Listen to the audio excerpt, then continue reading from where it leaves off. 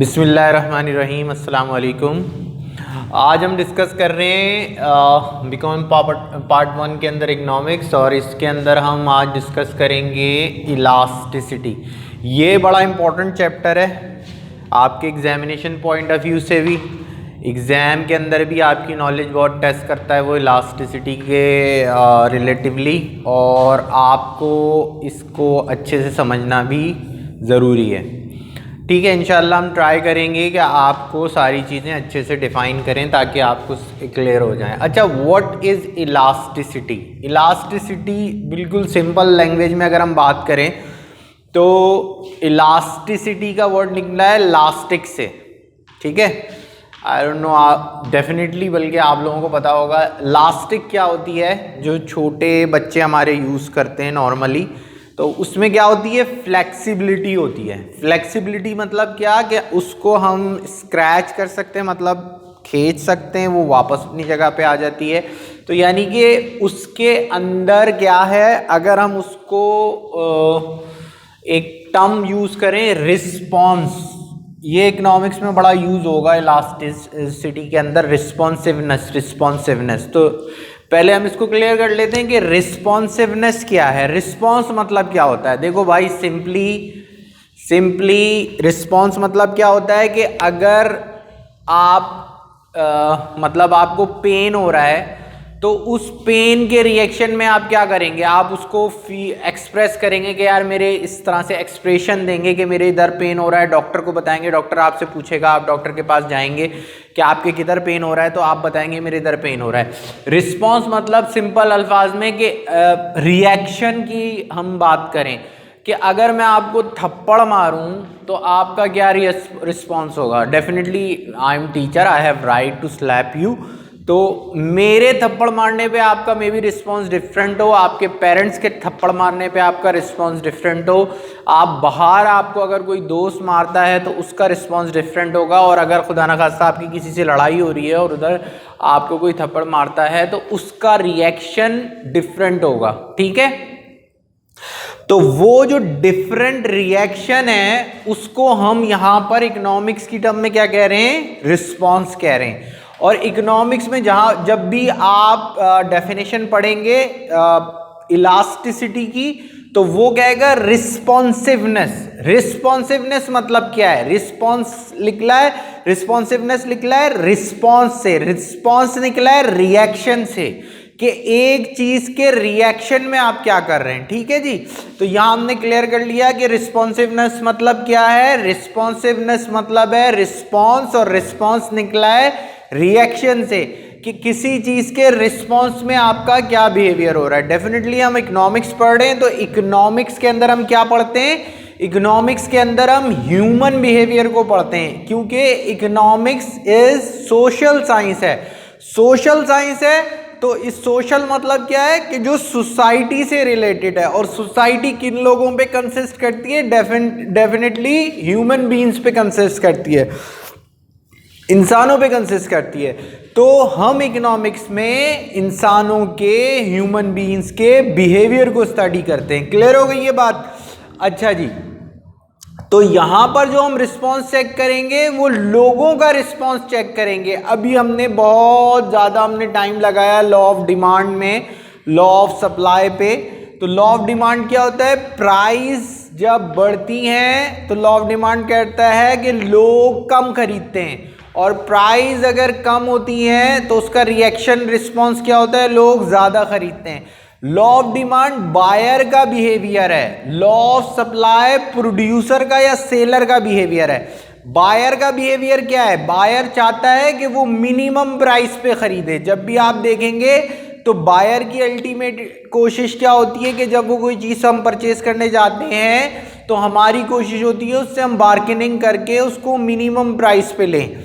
और सेलर का बिहेवियर क्या है, सेलर का बिहेवियर ये है कि seller try to sell their product at maximum cost. वो क्या करता है कि वो चाहता है कि उसकी चीज ज्यादा से ज्यादा प्राइस पे बिके ताकि उसका प्रॉफिट मार्जिन इंक्रीज हो। ये हमने लॉ ऑफ सप्लाई में पढ़ा भी है। लॉ ऑफ सप्लाई क्या बताता है, law of supply simply state that if the price of certain commodity goes up the quantity supply also goes up. There is a direct relationship. Price और quantity supply के दरमियान क्या होता है? Direct relationship होता है। प्राइस और quantity demand के दरमियान क्या रिलेशनशिप होता है? इनवर्स रिलेशनशिप होता है, इनडायरेक्ट रिलेशनशिप होता है। मतलब अगर एक चीज में या किसी एक वेरिएबल में इजाफा होगा, इंक्रीज होगा, तो उसका रिएक्शन या उसके रिस्पॉन्स में दूसरा वेरिएबल क्या होगा? कम होगा। ये इनवर्स रिलेशनशिप अपोजिट डायरेक्शन में चलते हैं। डायरेक्ट रिलेशनशिप क्या है कि दोनों चीजें सेम डायरेक्शन में चलती हैं। अच्छा, ये तो हमने पढ़ा लॉ ऑफ डिमांड में। लॉ ऑफ डिमांड में हमने क्या पढ़ा? लॉ ऑफ डिमांड में हमने पढ़ा कि प्राइस के बढ़ने से क्वांटिटी डिमांड कम होती है और प्राइस के कम होने से क्वांटिटी डिमांड बढ़ती है। ठीक है। लॉ ऑफ सप्लाई में हमने क्या पढ़ा? लॉ ऑफ सप्लाई में हमने ये पढ़ा कि जब किसी चीज की प्राइस इंक्रीज होती है तो उसकी क्वांटिटी सप्लाई भी इंक्रीज होती है, क्योंकि प्रोड्यूसर बिहेवियर है। प्रोड्यूसर क्या चाहता है कि मैक्सिमम प्राइस पे बेचे और बायर क्या चाहता है? मिनिमम प्राइस पे बेचे। इसी तरह सिमिलरली अगर प्राइस कम होती हैं तो प्राइस के कम होने से प्रोड्यूसर उसको मार्केट में जो क्वांटिटी सप्लाई करता है वो भी कम होता है। अच्छा, बट देखो, मैं आपसे कहूं किसी चीज की प्राइस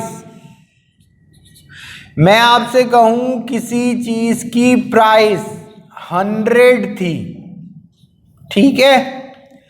मैं आपसे कहूं किसी चीज की प्राइस 100 थी और प्राइस इंक्रीज होकर कितनी हो गई? 1000। ठीक है। ये क्या कहा जाएगा? प्राइस का बढ़ना या इंक्रीज होना। मैं आपसे कहूं किसी चीज की प्राइस 100 थी और प्राइस इंक्रीज होकर 101 हो गई। ठीक है जी। इसको भी क्या कहोगे? इसको भी प्राइस का इंक्रीज होना कहेंगे। अगर किसी चीज की प्राइस 100 से बढ़कर 1000 हो जाए, उसके लिए भी वर्ड क्या यूज होगा कि भाई प्राइस इंक्रीज हो गई। और अगर किसी चीज की प्राइस 100 से बढ़ के 101 हो जाए तो उसके लिए भी सिमिलर वर्ड यूज होगा कि प्राइस इंक्रीज हो गई। और अगर मैं बोलूं प्राइस 100 से बढ़कर 500 हो गई तो उसके लिए भी क्या वर्ड यूज होगा? इंक्रीज हो गई। तो लॉ ऑफ डिमांड आपको सिंपली ये बताता है कि if the price of certain commodity goes up, the quantity demand goes down, but it does not tell you कि what is the percentage change in quantity demand due to percentage change in price. It tell us elasticity of demand. देखो, क्या इन सब का response, इन सब price बढ़ने का response same होगा? Of course not. इनका रिस्पॉन्स सेम नहीं होगा, क्योंकि देखो, अगर प्राइस मैं बोलूं कि आपकी एक पर्टिकुलर प्रोडक्ट है, आप सपोज कर लो कि आप ले रहे हैं कोई प्रोडक्ट है, लाइक आप मिल्क ले रहे हैं। मिल्क की प्राइस 100 रुपए से बढ़कर 101 हो गई। इस पे शायद आप नोटिस भी ना लो।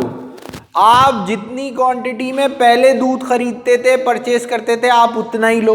बट अगर प्राइस 100 से बढ़कर 500 रुपए किलो हो जाए तो अब आपका बिहेवियर, आपका रिएक्शन, आपका रिस्पॉन्स कंप्लीटली चेंज होगा। ठीक है। और अगर प्राइस 100 से बढ़कर 1000 हो जाए तो डेफिनेटली शायद आप लेना ही छोड़ दो। तो लॉ ऑफ डिमांड सिर्फ ये बताता है हमें कि प्राइस के बढ़ने से क्वांटिटी डिमांड उस चीज की कम होगी। अगर किसी चीज की प्राइस इंक्रीज होगी तो उसकी क्वांटिटी डिमांड डिक्रीज होगी, मगर ये नहीं बताता कि कितनी प्राइस चेंज होगी तो कितनी क्वांटिटी डिमांड में उसका चेंज आएगा। देखो हम कॉमर्स पढ़ रहे हैं, जब हम कॉमर्स पढ़ रहे हैं ना तो डेफिनेटली हमारा रिलेशन है बिजनेस से। बिजनेस क्या रिएक्ट करता है, फर्म क्या reaction, what is the reaction, what is response या रिएक्शन, ठीक है, रिस्पॉन्स ऑफ फर्म या मार्केट, मार्केट का, फर्म का, बिजनेसमैन का,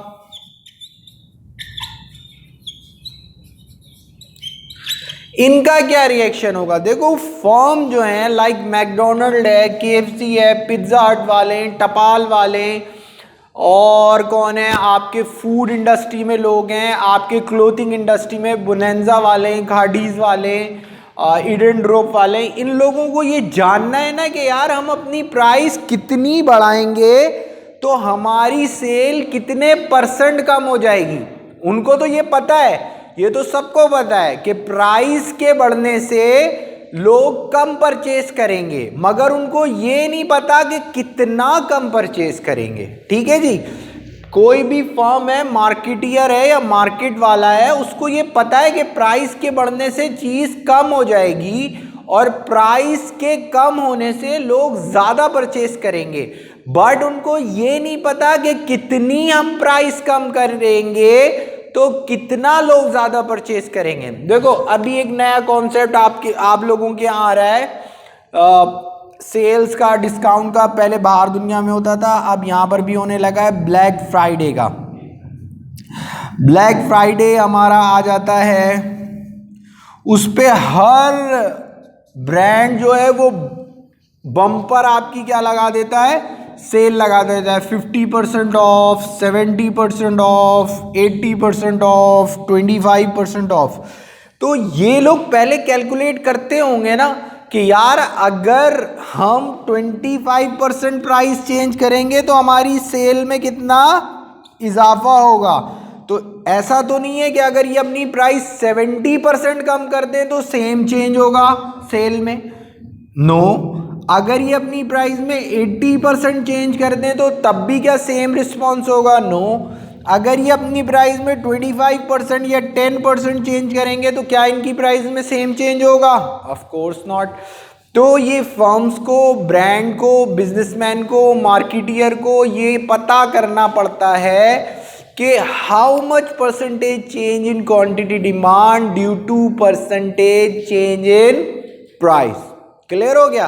तो लॉ ऑफ डिमांड हमें सिंपली ये बताता है, लॉ ऑफ डिमांड हमें सिंपली क्या बताता है, लॉ ऑफ डिमांड हमें सिंपली ये बताता है कि प्राइस के इंक्रीज होने से क्वांटिटी डिमांड कम होगी और प्राइस के डिक्रीज होने से क्वांटिटी डिमांड बढ़ेगी, but it does not tell us कि व्हाट इज द परसेंटेज या what is the responsiveness of change in quantity demand due to percentage change in price.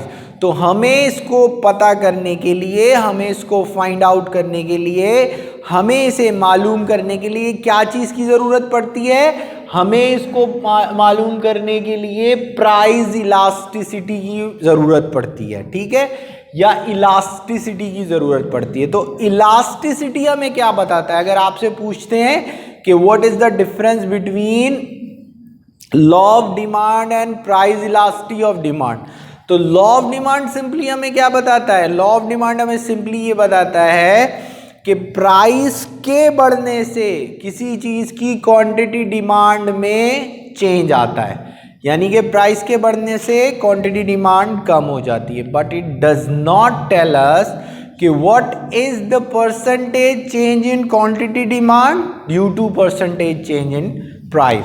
ये percentage हमें कौन बताता है, परसेंटेज चेंज इन, ये हमें बताता है इलास्टिसिटी।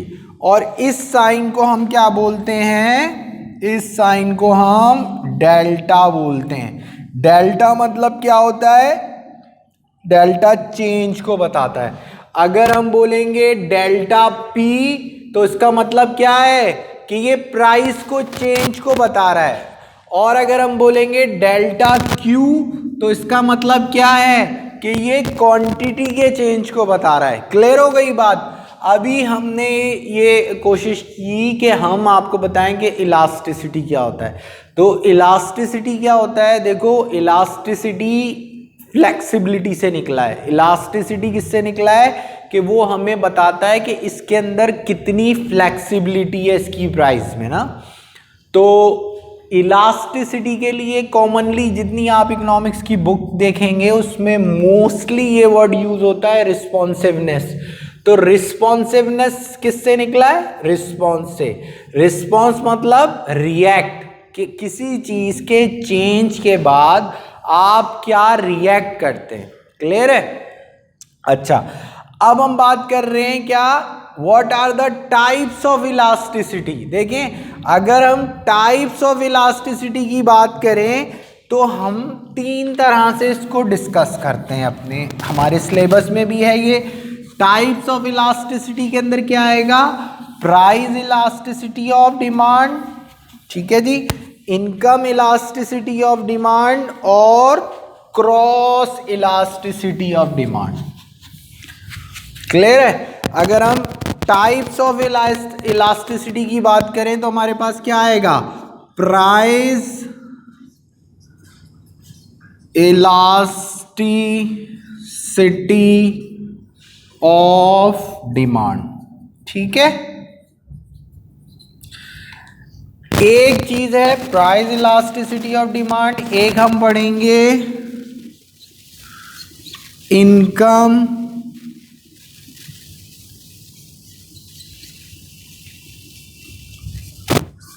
Elasticity of demand. ठीक है, और एक हम पढ़ेंगे क्रॉस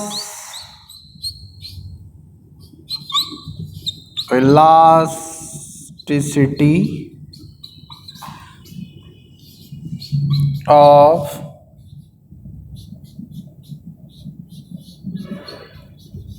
डिमांड। ठीक है।